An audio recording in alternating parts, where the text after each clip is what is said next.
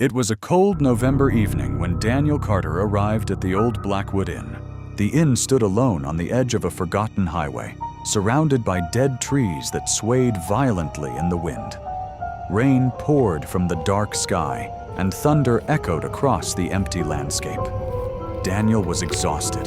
His car had broken down 20 miles away, and after walking through the storm for nearly an hour, the inn was the only place he could find. The building looked ancient. Its faded wooden walls were stained black by time, and several windows appeared completely dark. A flickering sign hanging above the entrance read, "Blackwood Inn." Daniel pushed open the heavy door. The moment he stepped inside, he felt something strange. The air was unusually cold. A scent of mold and damp wood filled the lobby. Behind an old reception desk sat She stared at him without blinking. "Need a room?" she asked. Her voice sounded dry and unnatural. Daniel nodded. "Just for one night." The woman slowly reached beneath the counter and handed him a rusty key. "Room 307. Daniel glanced at the key. "Is anyone else staying here?" The woman hesitated. Then she smiled. "No." Something about that answer unsettled him, but he was too tired to care. He thanked her and climbed the creaking staircase. As he walked down the hallway, he noticed something odd. Every room door looked abandoned. Dust covered the floors. Spider webs hung from the ceiling. It felt less like a hotel and more like a place frozen in time. Finally, he found room 307. He unlocked the door and stepped inside. The room was small but clean. There was a bed, a wooden chair, a wardrobe, and an old television. Nothing unusual, or so it seemed. Daniel changed into dry clothes and lay down.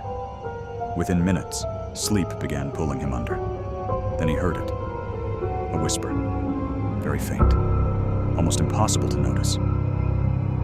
"Help me." Daniel sat up immediately. The room was silent. He listened carefully. Nothing. He shook his head. Probably the wind. He lay back down. A few moments later, the whisper returned, this time closer. "Please." Daniel jumped out of bed. His heart raced. The voice sounded like a woman. He checked the hallway. No one was there. He searched every corner of the room. Nothing.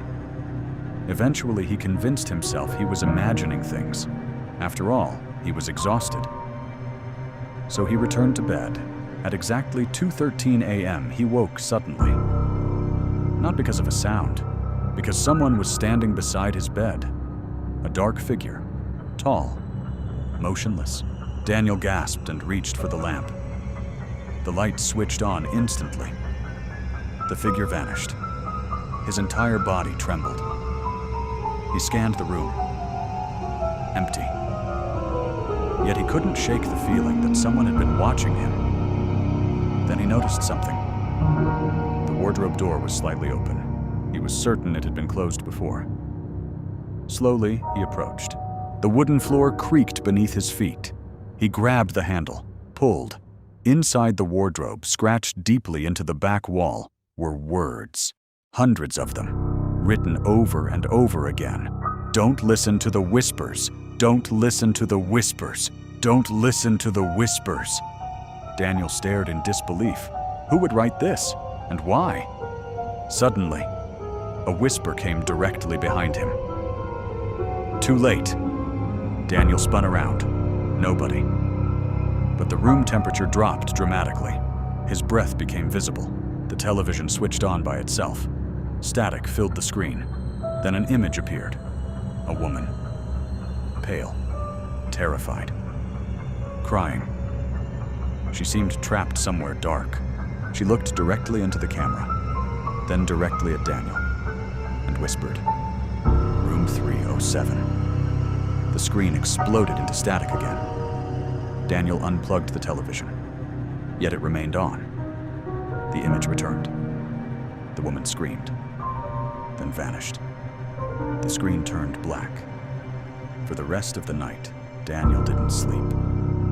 He sat awake, waiting for sunrise. At dawn, he rushed downstairs. The elderly receptionist stood exactly where she had been before, without moving, without blinking. Daniel told her everything. The whispers, the figure, the television, the writing inside the wardrobe, the woman's face. The old woman listened quietly. Then she said, "You're the first one to survive."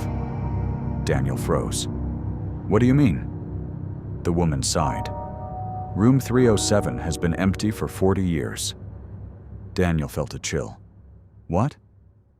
In 1986, a young woman named Emily stayed there. The old woman looked toward the staircase. She disappeared during the night. Daniel swallowed. Disappeared? They never found her body. The woman paused. But they found something else. What? A recording? Daniel's stomach tightened. The receptionist slowly opened a drawer and removed an old cassette tape. She handed it to him. On the label was written, "Emily." Final recording. That evening, unable to satisfy his curiosity, Daniel borrowed an old cassette player from a nearby town. He played the tape. At first there was silence, then Emily's voice, shaking with fear. "If anyone finds this," heavy breathing. "Something is inside the walls." A loud scratching noise interrupted her. Emily began crying. "I can hear it speaking." The scratching became louder, almost frantic. Then came a whisper, the same whisper Daniel had heard. "Come closer," Emily screamed. The recording ended abruptly. Daniel replayed the tape 3 times. Each time he noticed something new. A second voice, hidden beneath Emily's, repeating a phrase, again and again. Behind the mirror, Daniel immediately drove back to the inn. The sun had already set. Rain returned. Thunder shook the sky. The inn looked even darker than before. The receptionist was gone. The lobby was empty. Daniel rushed upstairs to room 307. Inside, everything appeared unchanged. He approached the large mirror hanging on the wall. Carefully, he lifted it. Behind it was a hidden compartment. Inside rested a small leather journal. Emily's journal. With trembling hands, Daniel opened it. The final pages revealed a horrifying truth. According to Emily, she had discovered a secret chamber hidden within the walls of room 307, a place built decades earlier by the inn's original owner, a man named Victor Blackwood. Victor had practiced strange rituals. He believed voices from another world could grant immortality. But the rituals had gone wrong. Something answered him. Something evil. Something that remained trapped inside the walls. Waiting. Listening. Whispering. The final journal entry was written in shaky handwriting. It read, "It's learning how to imitate us." Daniel's heart pounded. Suddenly, the room door slammed shut. The lights went out. Darkness swallowed everything. Then came the whispers. Hundreds of voices, men, women, children, all speaking at once. Daniel covered his ears. But the voices grew louder, closer, closer, then silence. A single whisper remained, directly beside him. "Found you." A hand touched his shoulder, ice cold. Daniel turned and saw Emily, or what used to be Emily. Her skin was gray, her eyes completely black, her mouth stretched unnaturally wide. She pointed toward the wall. The wallpaper began peeling away by itself, revealing a hidden door. The whispers poured from the darkness beyond. Daniel wanted to run, but something inside him knew. This was the truth Emily had been trying to reveal. Slowly, he stepped into the hidden chamber. The room was small and covered with strange symbols. In the center of the floor was a large circular seal. Most of it had faded with time. And that was the problem. Daniel suddenly understood. Whatever evil existed inside the inn had been trapped there for decades, but the seal was breaking. Every victim who listened to the whispers had unknowingly helped weaken it. Emily had died trying to stop it. A violent gust of freezing air swept through the room. The whispers became louder than ever, hundreds of voices speaking at once. Then one voice rose above the others. "Set us free!" The seal cracked. Dark shadows began rising from the floor. Daniel knew he had only seconds. Using a piece of broken metal, he cut his palm and pressed his blood onto the faded symbols. One by one, he restored the missing marks. The shadows screamed. The walls shook. The whispers turned into cries of rage. Then, silence. A bright white light filled the chamber. The darkness disappeared instantly. The whispers were gone.